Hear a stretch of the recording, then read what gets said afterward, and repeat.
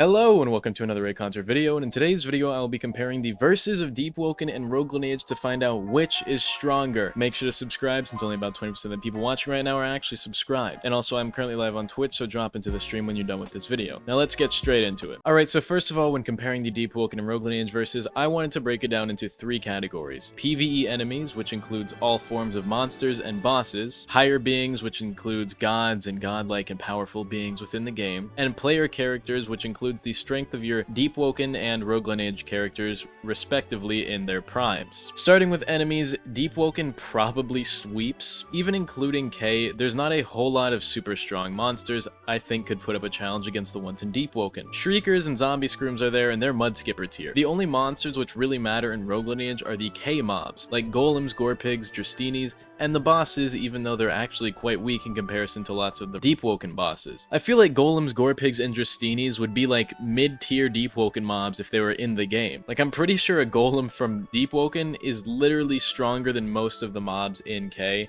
Like, the rotworm is literally just a stupid worm with 2 attacks. That would actually be killable by freshies. It'd be like Sharko tier. But even the bosses in Rogue Lineage are just kinda underwhelming. The Lava Serpent can be soloed pretty easily, and while the Ice Dragon isn't possible without a group or cheese methods, the Deepwoken mobs are definitely still way stronger with bosses like the Duke, Chaser, Ferryman, Kaido, which is ironically the Deepwoken equivalent of the Ice Dragon, being terribly boring and, you know, mostly done through cheese. And then Primadon, who I'm 90% sure could just rip apart most of the Rogue Lineage enemies solo. Unironically, Deepwoken's mobs solo most of the Rogue Lineage verse. There is, however, one mob which would potentially be insanely problematic for all the humanoid bosses and even the player: the Corrupted Mage. Rogue Lineage's Corrupted Mages are extremely powerful, being capable of inflicting insanity on people, forcing them to run off cliffs, and potentially killing themselves. Now, if we attribute this to Deepwoken, then imagine the Corrupted Mage has the magic equivalent of maxed out Mindbreaker on commands that he will spam straight on top of you, killing you. Even Deepwoken's anti-insanity talents still only stall insanity, not prevent it. So while a Mindbreaker potion will be less effective against someone that has these, it'll still affect you. And the Corrupted Mage enacts a singular tier of insanity per spell proc in Rogue Lineage, meaning he could hypothetically 3-shot every single humanoid in Deepwoken on the high end of strength, and on the low end he would still use magic, which would be the equivalent of infinite Mindbreaker potions with no cooldown. The Corrupted Mage has been nerfed significantly because when they first came out with K, they were so strong you literally just couldn't kill them unless you were an illusionist because of how stupid the insanity was. So the Corrupted Mage actually solos basically every humanoid NPC and even the Deepwoken player character. However, this right here is just a comparison between bosses and enemies, and with how many monsters are in Deepwoken which can't be affected by sanity, the Corrupted Mage gets soloed by Primadon with no difficulty.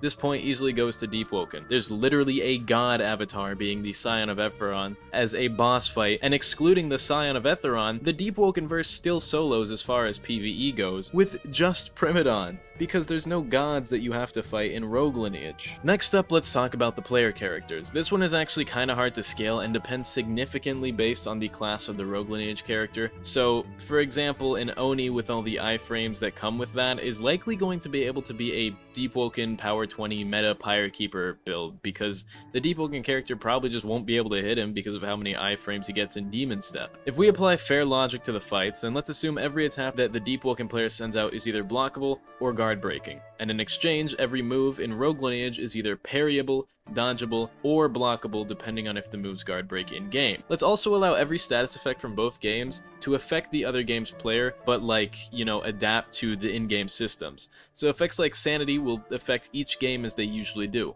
So an Oni's not going to head pop for Mindbreakers, and a Power 20 won't get Clofo mode and jump off the edge in the depths and die due to insanity caused by things like magic. Now, for the sake of the argument, since I know I said I would be comparing primes, Phoenix Feather is not in here. Phoenix Feather just shouldn't exist. That's just, you know, infinite regeneration. Phoenix Feather is the reverse curse technique of old Rogue Lineage, so it's just not fair to put it in here. Let's say prime as of today and not prime ever. So I wanted to compare a variety of Rogue Lineage classes since they very much change and vary the matchup a lot more than Deepwoken builds, especially since every Deepwoken build nowadays is like 80% similar pre-Shrine of Order. Back to the Oni fight argument though, I think the Oni would easily win against a Power 20 Deepwoken player. Deepwoken really isn't meant to fight against iframes like this, so I doubt the Power 20 would even be able to land any substantial hits against an Oni. But then we also have to consider Rogue Lineage races. Some of them are insane. When we look at both games, Deepwoken objectively has, like, significantly tankier characters, with the average peak Deepwoken build now having around 570 HP, and most of Rogue Lineage's most popular classes have about 169 HP with Sigil Helm. And before someone says I should consider Elder Vamp, this would most likely be a massive debuff, since right now most builds in Deepwoken run Twisted Puppets, which is Flame, or Bloodrend right now, which if Bloodrend were to siphon blood for regen, it would be the equivalent of removing Rogue Lineage Hunger, meaning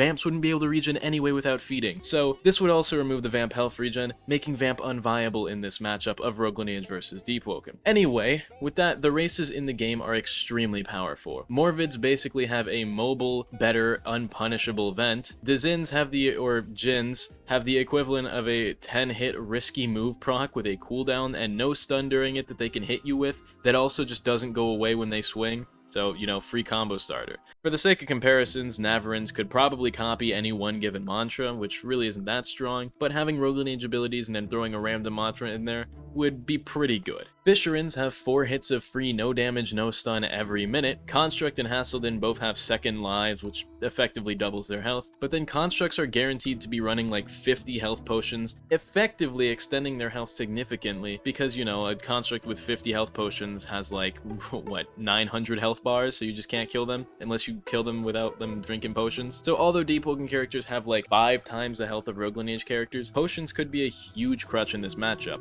Even the average non-construct can drink about 3 potions or so, effectively doubling your health pool on the high end, which on squishy classes goes from 169 to 338 health, which is still Deepwoken mid-level health, but a lot better than before. And then the tanky class would go from 239 to 478 total health, bringing them only 100 or so health under a Deepwoken character, which, I mean, is kind of like a power 20 build that you haven't got an HP kit for yet. The only problem is that most of the tanky ultras probably wouldn't be viable to fight against a Deepwoken character. Sigil, Dark Sigil, Deep Knight, and Dragon Slayer are all too slow, and their moves aren't fast or hard enough to deal with, to the point where it would actually be a challenge to parry and dodge their moves. Like, let's be real. Sigil has what? Swings, mediocre-ish version of Lava Eruption, Pillars, and Black Flame Charge? Like, that's just not really going to be able to do anything when I can block, parry, and dodge everything. Some of their Ubers may have a chance, but for now we're just talking about the Ultras, because, I mean, the Ubers are literally ascended power for a reason. The fights aren't going to be fair. I mean, most of the mantras, like even Shadowgun,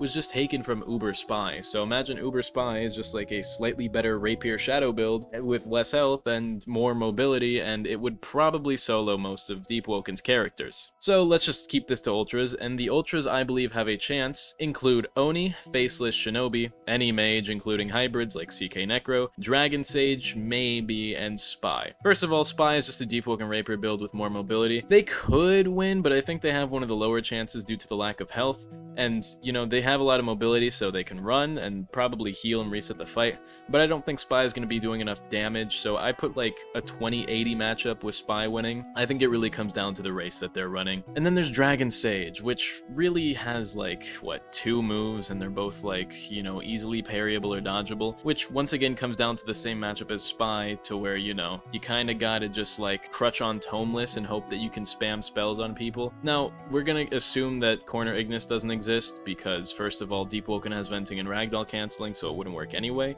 and also it doesn't exist anymore in Rogue Lineage, so why include it? Now, with that being said, Dragon Sage I'd also put around like the 20-80 matchup, just because they have really easily predictable and parryable moves, so I think that the mobility is really the only thing they could crutch on to not lose the fight, and they would win like overall in an endurance fight, since you could heal way faster in Rogue Lineage and in Deepwoken to keep resetting yourself and coming back to the fight and chipping down your opponent very progressively. Now, the big advantage most of these classes have over Deepwoken is the massive amount of mobility Rogue Lineage characters have in comparison to Deepwoken's characters. Like, if you just mana run, you could probably escape anyone without a Lightning Cloak or auto-tracking move spam. Then again, the, like, fastest Lightning Cloak modifiers make you extremely fast, like, probably Faceless level. So, I mean, I guess you could counter mobility like that, but then there's also vertical mobility through climbing, and then the armor climb speeds, which is way better than Deepwoken's climbing, because you can scale like an entire cliff cliff with that, versus in Deepwoken where you can't scale an entire cliff with that, which would allow you to heal, which at base is already way faster than Deepwoken. But then the potions also exist, and even if you're not a construct, you can still use them pretty effectively. And then classes like Faceless and Shinobi are probably just unkillable, even if we exclude stuff like Snapgate, Snapgelidus, just excluding all those snap magics, which would just be a free fight reset every time. And then we have macros. Imagine putting a switch on your dagger and macro comboing a Deepwoken character. The average Faceless macro combo does about 300 damage, so it wouldn't insta-kill a Deepwoken character, but 2 of them would, and there's maybe a 30-second cooldown between macro combos on the high end, and Shinobi could do the exact same thing to you. And then Shinobis also have res, meaning they have double the effective health coming into the fight. So Faceless and Shinobi should realistically slam any Deepwoken build, especially if you're a Morvid, Fisherin, or Zizin, capable of ignoring your entrance hits to immediately combo the Deepwoken character. And you probably can't even vent it, since the inputs of macro combos come out in the time of basically one move, making it super hard to fight against. Best case, you can probably just predict vent as soon as you see them use something, but once your tempo is gone, you've got no more defense against it, and they're just gonna macro combo you twice, and you're gone. But that's not even the hardest slam as far as Rogue Lineage characters go, because the mages exist. First up is Illusionist, and you could win with just Globus spam. Deepwoken characters are pretty much all chaotic, since you just kill players excessively to progress, and don't bother with jailing people, meaning you wouldn't have orderly, meaning that Globus would drop basically any Deepwoken player character alone, since it makes a barrier which those who kill people can't cross, dealing damage and knockback until you're dead. And then sometimes you just get stuck under the barrier until you're dead because it just spam hits you and sticks you into the ground like a gravity field. But then there's God spells. I guess you could probably parry and dodge, but when you have a Philosopher's Stone Necromancer spamming you with Bound Shriekers, Fimble, Manus Day, Snap Percussions, Snarvender, I don't think you can really dodge at that point. And then you have Hoppa and Snap Hoppa in rotation, meaning you can't even bother trying to hit them. And if we want to, we don't even need to, but if we really want to, then we could include Nocier or Snap Nocier on you. So let's say, alright, you're already getting slammed. Well, if the mage really wanted to, they could just Snap Nocier you, break your leg. Now you can't dodge anymore. For fairness' sake, or what little fairness relies on this fight anyway, because mages have always been broken in Rogue Lineage. Even in Rogue Lineage, mages are broken, which is why everyone hates them. You just can't fight them. So, worst case scenario, you get Snap Nocier, fight's over in like 3 seconds because you can't roll anymore, which means you can't dodge. Or maybe your arm breaks, you can't swing anymore, now you can't dodge or attack. Best case scenario, God spell spam with Philosopher's Stone and Shriekers, or you don't even need the Shriekers in there. But imagine you're fighting, I don't know, a Hero Blade Flame build, and he's got the maximum size on every mantra, but then he also summons 2 Mud Skippers per minute and has Vision Shaper, and he's just spamming you while the Mud Skippers are on you and the Vision Shaper clone is on you. That's what fighting a Necromancer is like, for those of you who've never played Rogue Lineage. Do all that, but make it 10 times worse, because they also force choke you like Darth Vader. Like, I know there's a mantra that does that, but this one, you can't get out of it unless you hold G for 2 seconds straight.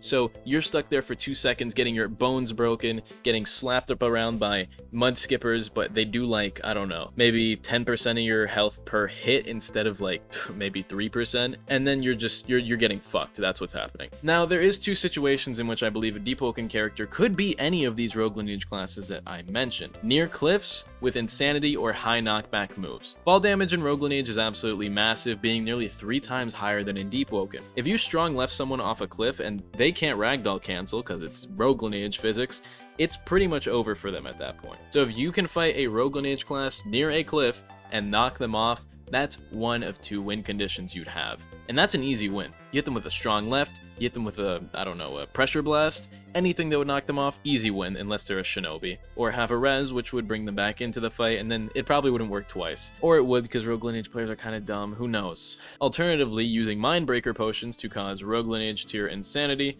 would result in the Rogue Lineage Ultra to run off the nearest cliff at tier 2 Insanity, commonly known as Cliffo mode, and then they just kill themselves. Those are pretty much the only 2 ways to beat the stronger Ultra classes. As far as the ones I didn't mention, and the very tanky ones like Dragon Slayer, Sigil Knight, Dark Sigil, and everything I just didn't mention in the list of Ultras which I think could beat Deepwoken characters, Deepwoken slam. The Rogue Lineage Ultra classes are too simple and not tanky or really fast enough to escape to reset the fights, and their moves are simple enough to where parrying and dodging them would become trivial, making them super easy to beat like I mentioned with Dark Sigil earlier. So these classes are no threat. Especially because these classes are supposed to be a trade-off for being tanky, but then they would still have like 240 health, which is like half of what a Deepwoken character has. actually a bit less than half. So they're going to be, you know, slightly tankier, but also way slower and super easy to kill. Now finally, the higher beings of the universe. First off, I believe that Rogue Lineage realistically wins this, since the actual gods of both Rogue and Deepwoken universes are kinda weak in comparison to the strongest beings. I'll be putting them into separate categories. So we have things like Yunshul, Etheron, and all of those drowned gods versus, like, I don't know, the Godspire from Rogue Lineage, Yaalda, and then like all of those gods that we have super little information on. Honestly, this is probably pretty even. The gods in both universes are very, very similar, which is why I kind of have to put them into separate categories. I actually don't know too much about the gods, which is why I think that Deepwoken probably wins this, because there's just way more of them. If you guys think Rogue Lineage wins this, let me know in the comments, but I think Deepwoken probably wins in the gods category. As for the higher beings, we have Dorgan and Big Haas from Rogue Lineage, and then the Meat Lord of Deepwoken. Dorgan is canonically the trainer of Big Haas and Rogue Lineage, and they're both multiversal level beings capable of destroying entire universes. And also they're capable of multi-dimensional travel, which is how this entire fight is just possible, because they could probably just make portals and be like, hey, Rogue Lineage, Deepwoken. Boom, you're in the same world now.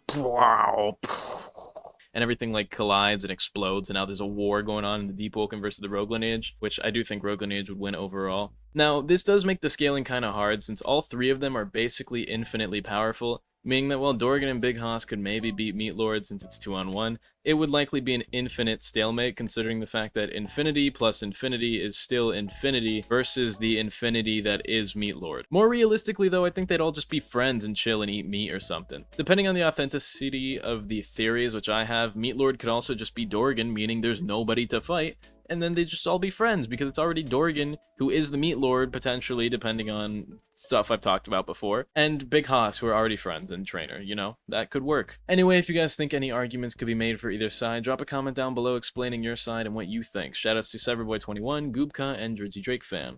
I love you all, have an amazing day, and goodbye.